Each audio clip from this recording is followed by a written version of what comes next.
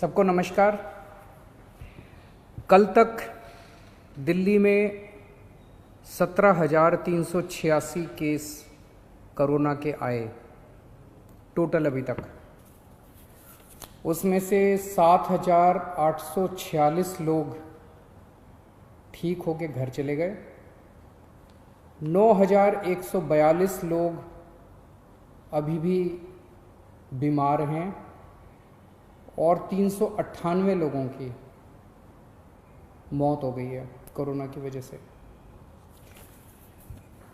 पिछले कुछ दिनों में दिल्ली में कोरोना की वजह से कोरोना के केस बढ़ रहे हैं, तेज़ी से बढ़ रहे हैं। इस बात को हम स्वीकार करते हैं। ये थोड़ा चिंता का विषय है, लेकिन घबराने की कोई ज़रूरत नहीं है। मैं आपका मुख्यमंत्री आपको ये भरोसा दिलाना चाहता हूँ कि आपकी सरकार कोरोना से 4 कदम आगे चल रही है। जितनी ज़रूरत है उससे कहीं ज़्यादा इंतज़ाम हम आपके इलाज के लिए कर रहे हैं। जैसा मैं हमेशा कहता आया हूँ कि हम परमानेंटली ज़िंदगी में लॉकडाउन नहीं कर सकते, सब कुछ बंद करके नहीं रहा जा सकता। आज कोई ये नहीं कह सकता कि 1 महीना लॉकडाउन और कर लो तो कोरोना ठीक हो जाएगा, या 2 महीना लॉकडाउन और कर लो तो कोरोना ठीक हो जाएगा। कोरोना रहेगा, और अगर कोरोना रहेगा तो कोरोना का इलाज करने का इंतज़ाम करना पड़ेगा। हमारी पूरी सरकार इस टाइम कोरोना के मरीजों का इलाज करने की तरफ ध्यान दे रही है। दिल्ली का मुख्यमंत्री होने के नाते 2 चीज़ों पे ही मेरे लिए चिंता होगी। अगर दिल्ली के अंदर कोरोना की वजह से मौत का आंकड़ा बहुत बढ़ने लगा, मेरे लिए चिंता होगी। मेरा पूरी कोशिश है कि कोरोना के मरीज अगर बढ़ भी रहे हैं तो वो ठीक हों और घर चले जाएं, ठीक हों और घर चले जाएं। तो मौत नहीं होनी चाहिए कोरोना की वजह से। इसको कम से कम रखने की हम पूरी कोशिश कर रहे हैं। और दूसरी चीज़, कोरोना की वजह से मान लीजिए 10,000 पेशेंट हो गए और हमारे पास 8,000 बेड हैं, तो मेरे लिए चिंता का विषय है। जब लोग इधर उधर के धक्के खाएंगे बेड के लिए, मेडिकल के लिए, इंतजाम के लिए, ऑक्सीजन के लिए, वेंटिलेटर के लिए अगर लोगों को धक्के खाने पड़ेंगे, तब मेरे लिए चिंता का विषय है। और अगर बेड कम पड़ गए, ऑक्सीजन कम पड़ गई, वेंटिलेटर कम पड़ गए, पीपी किट कम पड़ गए, तो उसकी वजह से मौत भी ज़्यादा हो जाएंगी, क्योंकि उनको इंतजाम नहीं मिलेगा। तो इस तरफ हमने पिछले 1 हफ्ते में हमने बेड्स का खूब इंतजाम कर लिया है। आज दिल्ली में 17,386 अभी तक टोटल केस हुए। इनमें से केवल 2100 पेशेंट अस्पतालों में हैं, बाकी सब घरों के अंदर है। जो भी एक्टिव पेशेंट्स है घरों में है, घरों में इंतजाम कर रहे हैं, घरों में इलाज करा रहे हैं। 2100 पेशेंट अभी अस्पतालों में हैं। और हमारे पास पिछले 1 हफ्ते में हमने इस पर काफ़ी काम किया है। आज की डेट में 6600 बेड कोरोना के, केवल कोरोना के लिए 6600 बेड का इंतजाम कर लिया है। पिछले हफ्ते जब मैं आपसे मिला था, 1 हफ्ता पहले, हमारे पास टोटल मिला के 4,500 बेड का इंतजाम था। पिछले 1 हफ्ते में हमने 2100 और बेड का इंतजाम कर लिया। 6600 बेड हैं आज हमारे पास। इन 6600 बेड्स में से केवल 2100 बेड के ऊपर पेशेंट हैं, 4500 बेड खाली पड़े हैं अभी अपने पास। और पिछले हफ्ते हमने ऑर्डर जारी कर दिए, 5 जून तक दिल्ली में 9,500 बेड्स तैयार हो जाएंगे। उनकी तैयारी चल रही है, ऑर्डर जारी कर दिए हैं। कई होटल्स को टेक ओवर कर रहे हैं हम लोग, होटल्स के अंदर बेड बना रहे हैं। वहाँ पे ऑक्सीजन कॉन्सेंट्रेटर लगाएंगे, अगर जरूरत पड़ी वहाँ भी ऑक्सीजन देने की, वहाँ भी ऑक्सीजन देंगे। तो 2100 पेशेंट्स के, केवल 2100 आज पेशेंट्स हैं। 6,500 बेड तैयार हो चुके हैं और 9,500 बेड और 1 हफ्ते के अंदर तैयार हो जाएंगे। तो आपको चिंता करने की ज़रूरत नहीं है। थोड़ा सा आपको ब्रेकअप दे देता हूँ। दिल्ली सरकार के जो अस्पताल हैं, इसके अंदर अभी तक हमारे पास 2,500 बेड थे। 5 जून तक 4600 बेड तैयार हो जाएंगे टोटल। केंद्र सरकार के अभी तक 2329 बेड थे, ये थोड़े कम हो गए हैं। 2229 बेड अब केंद्र सरकार के हैं अस्पतालों में, और प्राइवेट में सबसे ज़्यादा डिमांड थी। 677 टोटल अभी तक बेड थे, आज की डेट में 2677 हो गए हैं। 2500 से ज़्यादा बेड आज प्राइवेट में अवेलेबल हैं, प्राइवेट अस्पतालों में 2500 से ज़्यादा।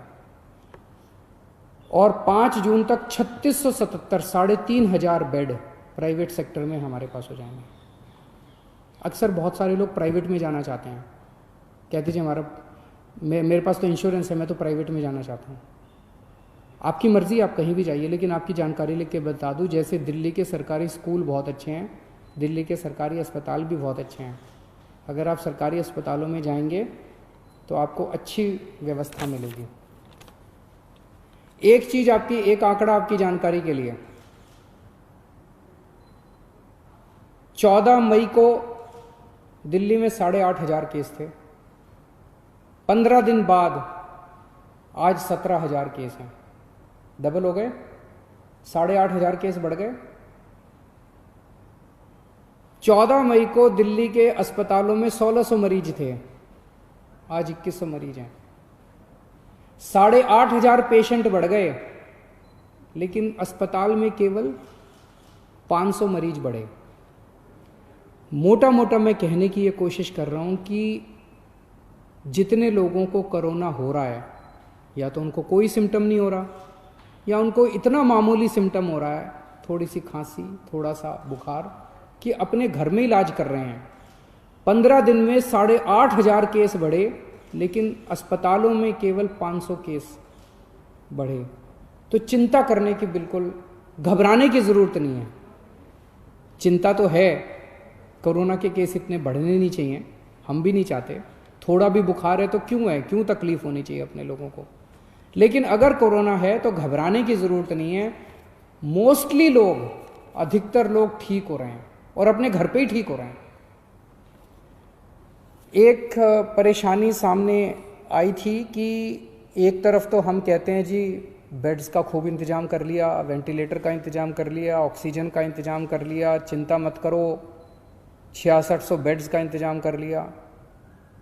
लेकिन अगर किसी के घर में कोई कोरोना का मरीज हो तो वो कहाँ जाए, उसे नहीं पता कि कौन से अस्पताल में कितने बेड खाली हैं, उसे नहीं पता कौन से अस्पताल में कितने वेंटिलेटर खाली हैं। कुछ मामले आए जिसमें कुछ लोगों को धक्के खाने पड़े, जानकारी का अभाव था। एक तरफ बेड खाली हैं और दूसरी तरफ लोगों को पता नहीं है।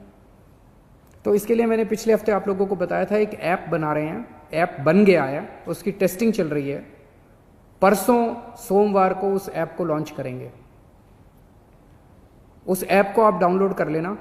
उस ऐप में आपको एक अस्पताल का डेटा मिलेगा कि इस अस्पताल में टोटल इतने बेड हैं, इतने खाली हैं, इस अस्पताल में टोटल इतने वेंटिलेटर हैं, इतने खाली हैं। अगर किसी के भी घर में कोई बीमार हो तो आपको पता है कि किस अस्पताल में बेड खाली है और किस अस्पताल में वेंटिलेटर खाली है। आपको कहीं धक्के खाने की ज़रूरत नहीं है, आप उस हिसाब से उसी अस्पताल में जाओगे। जिनके पास स्मार्टफोन नहीं है वो वेबसाइट पे जाके कर सकते हैं। वेबसाइट वेब पेज भी बना रहे हैं, और एक हेल्पलाइन 1031 जो है उसके ऊपर भी ये वाली सारी जानकारी आपको मिल जाया करेगी। तो इसके बाद मैं समझता हूँ कि आपको इधर उधर कहीं धक्के खाने की ज़रूरत नहीं पड़ेगी। एक मेरी सब लोगों से ये निवेदन है कि गंदी राजनीति के चलते कुछ लोग भ्रमित करने वाले वीडियो बनाते हैं। वीडियो कहीं और का है। आज सुबह से कोई एक वीडियो चला रखा है कि देखिए कितनी लाशें दिल्ली के अस्पताल में, वो पता चला कहीं और का है, दिल्ली का है ही नहीं। कल किसी ने चला दिया कि देखो दिल्ली सरकार के अस्पताल में कितना गंदा खाना, वो पता चला दिल्ली सरकार का अस्पताल ही नहीं था, कोई और अस्पताल था, किसी और का अस्पताल था, दिल्ली सरकार का था ही नहीं। तो एक तो मेरी लोगों से, जो भी लोग ऐसा करते हैं उनसे निवेदन है, देश इस टाइम बहुत मुश्किल अवस्था से गुजर रहा है। इस वक्त अपने को सबको राजनीति छोड़ के एक साथ मिलकर देश के लिए काम करना है। इस किस्म की गंदी राजनीति ठीक नहीं है। ये अपने देश को कमज़ोर करती है, अपने समाज को कमज़ोर करती है, अपने लोगों को कमज़ोर करती है, व्यवस्था को कमज़ोर करती है। जब ये कल वीडियो आया कि दिल्ली सरकार के अस्पताल में खाना अच्छा नहीं है, मैंने फ़ोन किए सब जगह एमएस वगैरह को, इसको मैं पता करो ये क्या है। उनका मनोबल टूटता है। वो कहते हैं जी हम इतना अच्छा काम कर रहे हैं और फिर भी हमारे बारे में इस तरह से दुष्प्रचार किया जा रहा है। जो डॉक्टर, जो नर्स इतना आगे बढ़ के काम कर रहे हैं, आज दिल्ली के अंदर दिल्ली के डॉक्टर्स, दिल्ली के नर्सेज ने इतनी मेहनत करके दिल्ली के अंदर डेथ के फिगर को, मौत के आंकड़े को इतना कम रखा हुआ है, और आप एक किसी और देश का, किसी और शहर का वीडियो चला के कहते हैं दिल्ली में लाशों का ढेर। सोचो उनके मन पे क्या गुजरती है। उनकी मेहनत का हम एक तरह से इंसल्ट कर रहे हैं। ऐसा मत कीजिए। और अगर आपको ऐसा कोई वीडियो मिले तो आंख बंद करके उस पर भरोसा भी मत कीजिए। अक्सर कई सारे ऐसे वीडियो फर्जी चल रहे हैं। अगर कोई सच्चा वीडियो होगा मैं आपको भरोसा देता हूँ उसके ऊपर एक्शन लिया जाएगा, और हमने लिए हैं कि बहुत सारे ऐसे झूठे वीडियो भी चल रहे हैं। नमस्कार।